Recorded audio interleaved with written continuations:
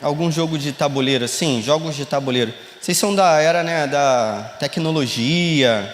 Eu nasci num tempo, para você ter ideia, que, tecnologia não existia quase nenhuma.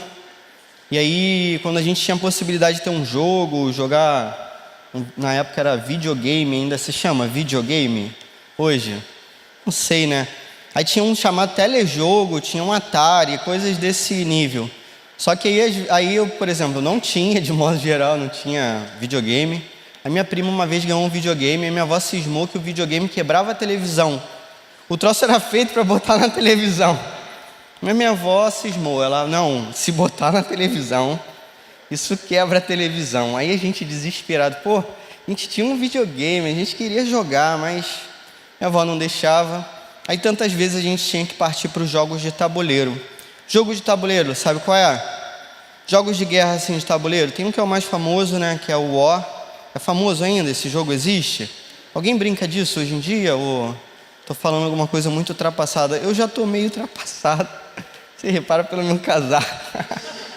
Um pouco ultrapassado, mas a gente joga aquele jogo War e tudo mais. Não sei se você repara, o jogo é longo, né? Cansativo. Aquele tabuleiro representa a vida, né? A vida de todas as pessoas. Como se fosse um mapa mundi, né? Se você não conhece, tem os exércitos lá. Os exércitos vão se expandindo ou retraindo. E, obviamente, quem conquistar os objetivos. E muitas vezes o objetivo é conquistar logo o mundo todo. Quem conquista tudo, vence. Então o jogo demora demais. E aí tem esse lado negativo do jogo também. Tem um momento do jogo que você começa a reparar que você está perdendo. E comigo isso é normal. Geralmente eu perco, eu quase nunca venço nada assim. Então, estou sendo sincero mesmo, eu sempre fui alguma coisa que não o primeiro em muitas vezes. Poucas vezes eu fui o primeiro. Mas aí, quando a gente começa a ver que a gente está perdendo, a gente acaba desanimando. A comparação que eu estou querendo fazer com você é a seguinte. O que a gente tem vivido é como se fosse um jogo de tabuleiro, como se fosse de repente o War, mas que a gente não tivesse a visão de cima, como de um jogador. A gente tem a visão de dentro do jogo, como se fosse um dos personagens ali daquele jogo. Eu não quis dizer uma peça para não te comparar com uma peça, beleza? Mas é mais ou menos assim, a nossa visão está no nível do tabuleiro, não está acima do tabuleiro. O único que tem uma visão acima do tabuleiro é Deus. E às vezes quando a gente de dentro do tabuleiro olha para o que está acontecendo no tabuleiro, a gente tem a impressão errada. A gente às vezes acha que o reino de Deus, por exemplo, não está avançando. Às vezes a gente acha que o nosso exército, que é o reino de Deus, beleza? E que a gente está querendo levar, o amor de Jesus Cristo para as pessoas. A gente acha que essa parada não está dando certo. E aí quando você abre o noticiário, não sei se você abre o noticiário, mas aí que tudo piora. Porque você olha para a visão de outras pessoas que também não têm a visão lá de cima, tudo bem? Que tem a visão de peças de tabuleiro, e essas visões são completamente negativas também. Eu diria ainda, cara, que a questão é um pouco mais complexa. É assim, é como se cada vida fosse uma peça de um tabuleiro diferente. E houvesse, na verdade, para você compreender a vida, a necessidade de você olhar não para o seu tabuleiro, mas para todos os outros ao mesmo tempo. E existiria então bilhões e bilhões de tabuleiros ao longo de toda a história. É assim que Deus enxerga as coisas. Consegue entender? É muito mais distante do que a gente como uma peça e alguém que olha de cima. Bilhões e bilhões e bilhões. Atitudes complexas, se tocando, se cruzando, interferindo na vida dos outros e na própria vida. Seria estranho, mas é o que geralmente não acontece. Seria estranho a gente imaginar que Deus não está no controle de todas as coisas, cara. Mas a gente muitas vezes imagina. Às vezes parece que Deus está dormindo. Às vezes parece que o reino não está avançando.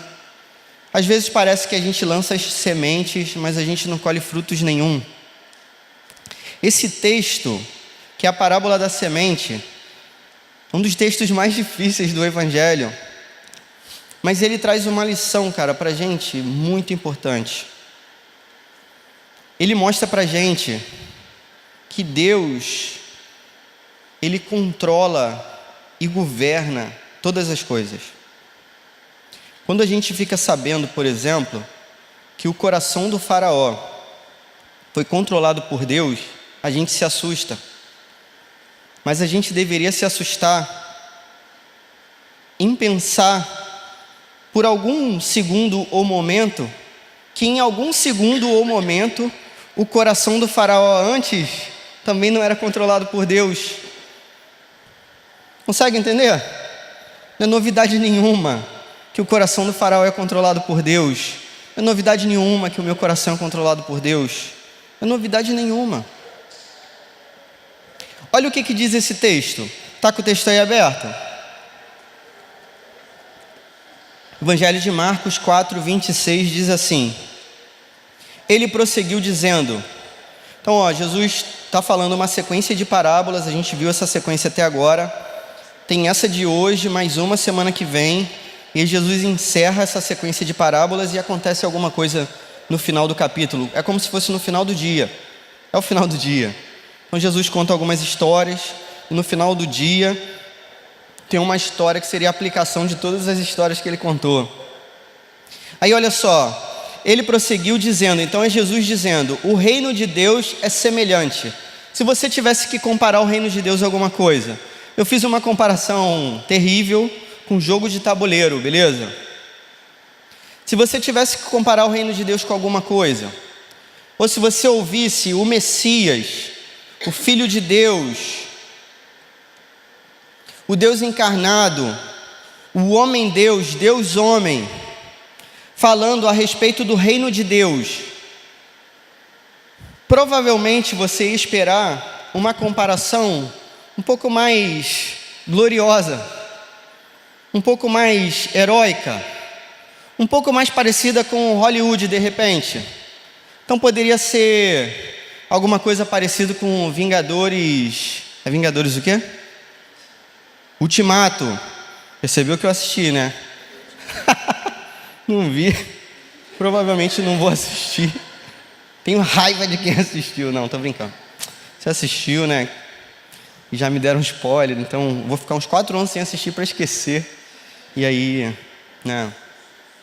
Não vou falar nada para não te prejudicar também. Mas já peguei o spoiler, já me atrapalharam, então. A gente espera, cara, que a comparação seja gigantesca, hollywoodiana, uma guerra dos mundos e vários heróis e superpoderes e coisas muito impressionantes acontecendo, coisas que de repente não fazem muito parte do cotidiano. Sei lá, um herói que volta de uma batalha. Percebe que Jesus nunca faz esse tipo de comparação, cara? Ele diz que o reino de Deus é alguma coisa muito simples. Às vezes a gente espera que a nossa vida com Jesus seja algo muito diferente do comum. E é claro que é diferente do comum você ter certeza da salvação. E você deveria ter certeza da salvação se você acredita em Jesus. Essa parábola vai dizer isso também pra gente. É claro que é fora do comum a gente saber que a gente pode falar com Deus, e o Deus Todo-Poderoso ouve a nossa voz e conversa com a gente. Mas cara, no cotidiano a gente não vive coisas muito extraordinárias, vive? Todo dia mesmo você vive um milagre? Todo dia mesmo você vive um avivamento? Todo dia? Isso acontece todo dia assim, no modo máximo que poderia acontecer, no máximo que Deus poderia fazer? A vida cristã, cara, ela é uma vida simples. Ela é uma vida simples. Porém, é a vida mais bonita que pode existir, porque é a única que tem vida. Na simplicidade dessa vida, a gente entende que a gente não pode entender todas as coisas. a gente entende que a gente não teve responsabilidade na nossa própria salvação. A gente entende que Deus garante que a gente vai entender até o último dia, até o dia da colheita. Mas é uma vida simples. Nem todo dia é retiro, nem todo dia é um dia muito glorioso, nem todo dia você é eleito o melhor de todos. Muito pelo contrário, muitas vezes você vai ser desprezado, muitas vezes você vai ser perseguido, muitas vezes vai parecer que as coisas estão dando errado. Lembra do profeta Elias? Viveu um dia glorioso, ficou triste, correu para o deserto, esperou que Deus falasse com ele de um modo grandioso, como aquele dia que era o dia anterior. Deus falou com ele, cara, um sussurro, de um sopro, de um modo simples. Jesus apresenta para a gente o reino de Deus não como o filme Vingadores, que eu nem assisti, mas ele apresenta de um modo simples. Ele diz: o reino de Deus é semelhante a um homem que lança semente sobre a terra. A gente já tinha visto isso no início do capítulo, não foi? Que a gente viu uma parábola aqui, que a gente poderia chamar de parábola, né, do semeador, como está aqui, ou dos 4 corações, né? Jesus mostra para a gente 4 corações. Verso 27, noite e dia, estando ele dormindo ou acordado. A gente pensa diferente desses caras, né? A gente diria dia e noite, acordado ou dormindo. Eles falam ao contrário, porque o dia para eles começa no pôr do sol, terminou o dia e vai começar outro naquele crepúsculo. Esse filme aí vocês conhecem. Noite e dia, estando ele dormindo ou acordado, a semente germina e cresce, embora ele não saiba como. Jesus está dizendo que tem alguma coisa no reino de Deus que acontece para que a vida nasça quando a semente é lançada. Essa coisa que acontece, a gente não tem condições dentro da nossa humanidade de compreender. Está conseguindo compreender a incompreensão dessa parte? Não tem jeito, cara. Como que da morte e de alguém totalmente morto e moribundo como eu era, como que surge vida, cara? Como? Quem pode fazer isso? Por mais que a gente se esforce pregando, por mais que a gente se esforce dando o nosso melhor nessa obra, há um elemento aqui, dentre muitos outros, que só Deus pode fazer. Se você um dia chegou a acreditar, se você acredita hoje, cara, Deus que fez essa obra no seu coração. É impossível para a gente compreender essa obra, que só fazer aquilo ali, a gente não consegue fazer, cara. Estando ele dormindo ou acordado, a semente germina e cresce, embora ele não saiba como. Verso 28, a terra por si própria produz o grão, primeiro o talo, depois a espiga, então o grão cheio na espiga. Jesus está mostrando para a gente uma sequência. Ele está querendo dizer para a gente que quando essa vida surge, não pela nossa compreensão, nem pela nossa própria vontade, mas quando Deus age naquela vida, para que aquela vida surja, existem etapas, existe um processo que foi determinado pelo próprio Deus. E esse processo necessariamente vai se cumprir. Esse processo não pode ser interrompido. Isso vai acontecer necessariamente. Ninguém poderia, por exemplo, resistir ao próprio Deus, dizer não. E eu só posso saber disso tendo dito sim. Porque eu sei, cara, que eu sempre teria dificuldade, cara, de compreender esse reino se Deus não tivesse me revelado. Então quem diz sim e diz não diz sim ou não pela vontade do próprio Deus. Essa que é a parte difícil de entender. Só que Jesus está dizendo que essa é a parada que acontece, que a gente não entende. E que não tem nada que a gente possa fazer. Cara, como é difícil, cara, olhar para toda a realidade e compreender que diante de toda essa realidade que parece ser tão ruim, Deus se assenta no seu santo trono e reina para sempre. E o somatório de todas as coisas vai servir para a glória desse Deus. É difícil de entender. Existe um processo. Deus determina esse processo. Primeiro acontece alguma coisa dentro da terra, depois nasce o talo, depois a espiga, depois o grão cheio. E por fim, logo que o grão fica maduro, o homem lhe passa a foice, porque chegou a colheita.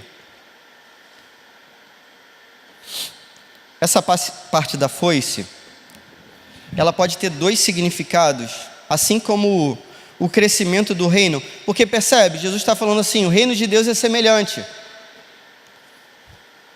Pode ter dois significados também. Pode ter um significado individual e de todos os indivíduos, de todos os tempos, de todas as eras, para um significado coletivo. Está conseguindo entender? De modo mais claro. Pô, eu estou evangelizando alguém, modo individual.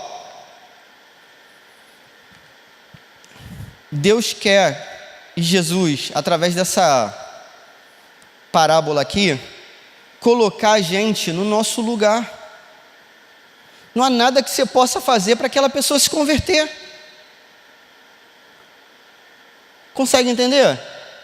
Por mais que seu exemplo seja o melhor, e deveria ser, por mais que você pregue a palavra e deveria pregar, não tem nada que você possa fazer que possa transformar uma pessoa morta numa pessoa viva para o Evangelho.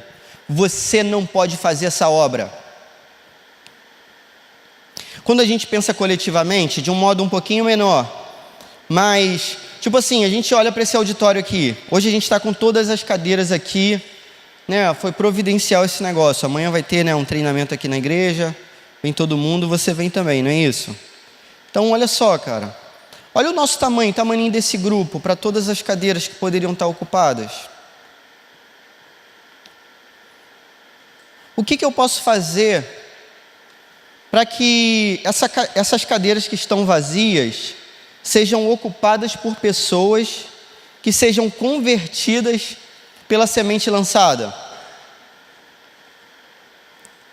Como que eu posso converter pessoas de modo a trazê-las aqui e elas ficarem aqui com a gente? Às vezes a gente entra numa paranoia que é a seguinte: pô, vamos fazer uma parada aqui diferente, vamos botar alguma coisa diferente. Pô, tá faltando alguma coisa, porque tá vendo?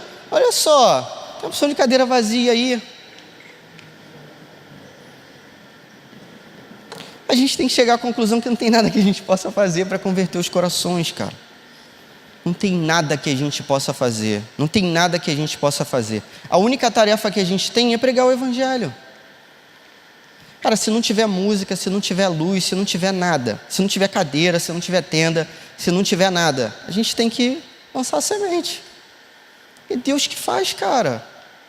Eu posso estar acordado, eu posso estar dormindo, é Deus que faz essa obra. Eu nunca posso achar que essa obra é minha, no sentido de que eu tenho o poder de trazer alguém, converter alguém aqui nesse lugar. E Ele faz, cara, a gente olhando para esse grupo e olhando para todos os grupos, de todos os lugares, de toda a história,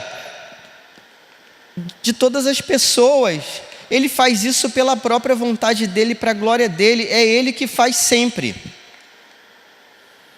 Está conseguindo entender? Tipo assim, pô, a gente olha para o crescimento do islamismo, a gente olha para o crescimento de várias ideologias que são anticristãs, A gente olha para os nossos colegas na escola, porque, pô, eles não acreditam em nada. O que a gente poderia fazer de modo eficaz para que eles se convertessem? Esperar em Deus, cara, lançar semente e esperar. Tudo bem? Agora perceba, quem lança semente não garante que o fruto vai nascer. Jesus já tinha apresentado isso para a gente lá na primeira parábola do semeador. 3 caíram fora, uma caiu num lugar que deu certo. Jesus está explicando para esses caras assim, ó, quando dá certo, não foram vocês que fizeram nada. E se der errado, não depende de vocês. Depende só dele, cara. Depende só dele sempre. Então, por mais que pareça que o reino de Deus não está avançando, o reino de Deus avança. Por mais que isso seja imperceptível, por mais que pareça que eu não possa fazer nada, realmente eu não posso fazer nada. Mas o reino de Deus avança. Porque é Ele que faz o reino dele avançar. Você consegue entender? Que tipo de lição que a gente consegue tirar desse texto? Cara, com esse texto eu consigo dormir. Essa é a lição. Eu consigo dormir, cara. Isso não depende de mim. Porque toda vez que eu falho, eu penso assim, poxa, graças a Deus não depende de mim. Olha a responsabilidade. A salvação de alguém depender da gente. Graças a Deus não depende do meu talento. Porque eu não sou talentoso o bastante. Graças a Deus não depende da minha inteligência. Eu não sou sábio o bastante. Graças a Deus não depende da minha força. Eu não sou forte o bastante. Nem para garantir a minha própria salvação.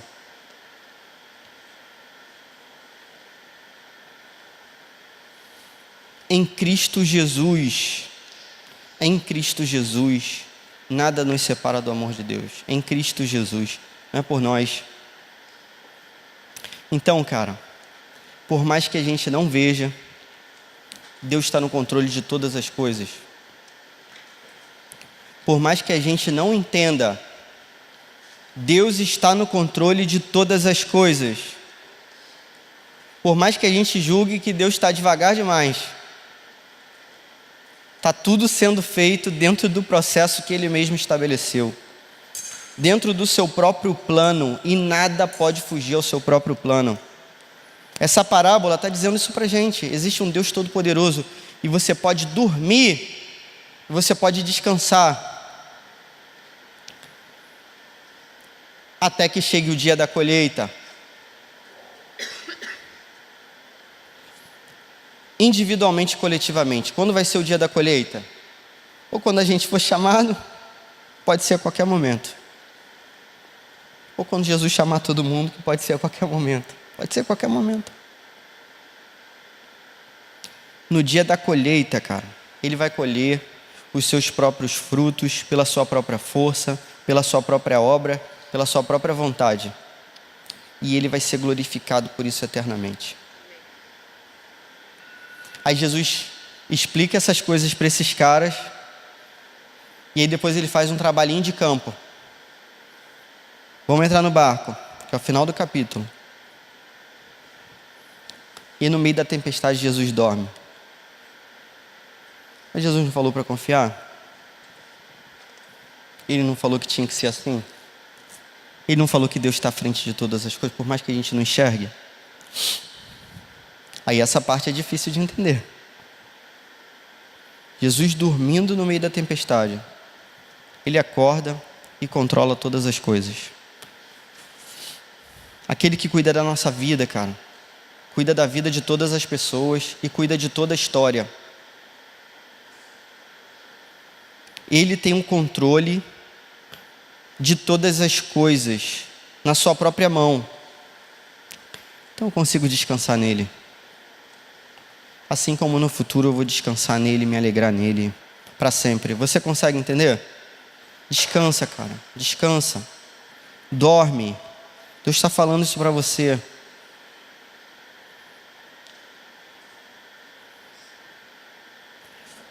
Nada que a gente faça vai fazer esse reino avançar, cara. Descansa e dorme. Por isso que eu consigo vir para cá e pregar, não tem peso nenhum nisso. Não depende de mim. A obra não é minha, a obra é dele. Mesmo na tempestade. Amém? Vamos orar? Senhor, muito obrigado pela sua palavra. A gente crê realmente que o Senhor é o Deus que controla todas as coisas. Por mais que isso seja incompreensível para nós, e por mais que tantas vezes a gente não veja, o Senhor tem feito a sua própria obra, pela sua própria vontade, e o Senhor é fiel e vai cumprir essa obra. Então a gente consegue dormir tranquilo, a gente consegue saber que quem está aqui foi trazido pelo Senhor, e quem não está, não foi trazido pelo Senhor. A gente consegue descansar na sua própria vontade, Deus, porque a sua vontade é boa, perfeita e agradável, muito melhor do que a nossa. O Senhor enxerga essa vida de um modo diferente da gente. O Senhor é o Deus da vida. Pai, a gente só tem a te agradecer então, porque se um dia a gente veio acreditar, a gente veio acreditar porque o Senhor fez toda a obra, e o Senhor mesmo tocou no nosso coração. Poxa, o que seria da gente se a gente não enxergasse o seu reino, a sua graça e a sua misericórdia? Que o seu reino avance como ele sempre avança, até o último dia, até o dia da colheita, e que nesse dia a gente possa te honrar. Em nome de Jesus, amém.